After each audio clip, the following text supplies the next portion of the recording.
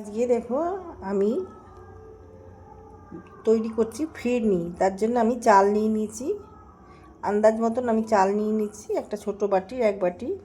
এটা আমি ধুয়ে পরিষ্কার করে নিয়েছি। এটাকে শুকিয়ে নেব একটু পেপারে ফেলে, মানে জলটা সোপ করে নিলেই হয়ে যাবে। এইভাবে একটুখানি আমি শুকিয়ে নিয়ে আমি এটা গুঁড়ো করব। তোমরা চাইলে বাসমতি চাল দিয়েও করতে পারো। এইভাবে এটা আমি শুকিয়ে নিয়ে গুঁড়ো করে নেব। আমি এখানে আধ মতন দুধ নিয়ে নিয়েছি। দুধটা গরম করেছি, এখনও গরম হচ্ছে, গ্যাসটা জ্বালানো রয়েছে আর একটু ঘনও হয়ে গেছে। আমি এই চালগুলো এবার মিক্সিতে নিয়ে পেস্ট করে নেব। দেখো দুধটা অনেকটা গাঢ় হয়ে গেছে।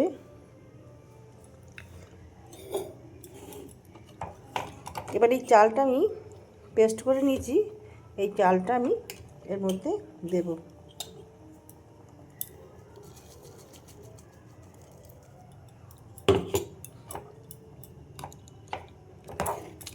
ফিরনি হতে বেশিক্ষণ টাইম লাগে না।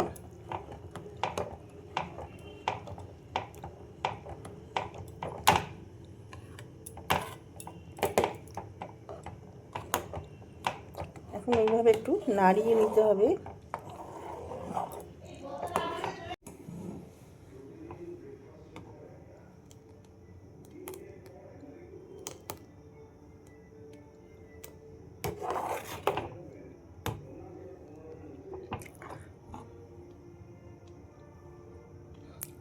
দেখো কেমন দানা দানা দানা দানা হয়ে রয়েছে। যেহেতু চালটা ভাঙা ভাঙা, এইটাই খেতে ভালো লাগে।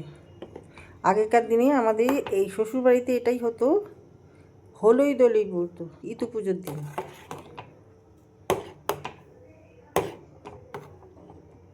কন্টিনিউ এটা নাড়াতে হয়, না নাড়ালে এটা জমে যাবে নিচে থেকে। এইবার দেখো এটা সেদ্ধ হয়ে গেছে। আমি গুড় দিয়ে দেবো, খেজুরের গুড়।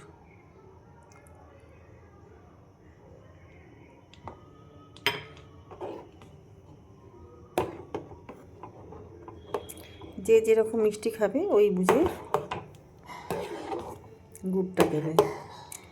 চিনি দিয়েও করা যায়, গুড় দিয়েও করা যায়। এখন যেহেতু শীতকাল সেহেতু খেজুর গুড়ের মৌসুম।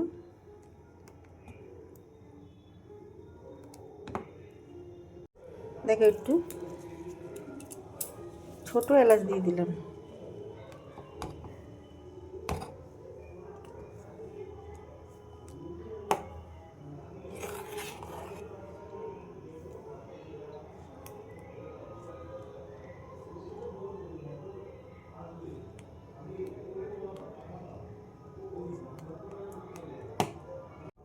একটু কেশর দিয়ে দেবো আমি।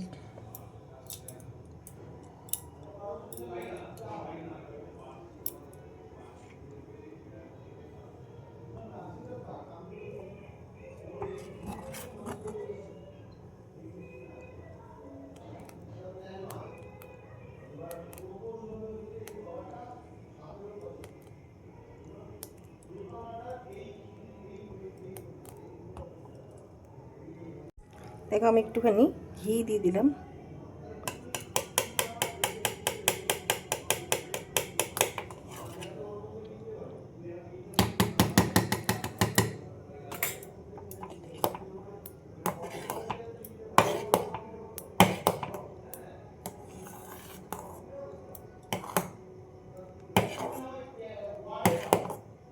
রান্নাটা আমার হয়ে এসছে।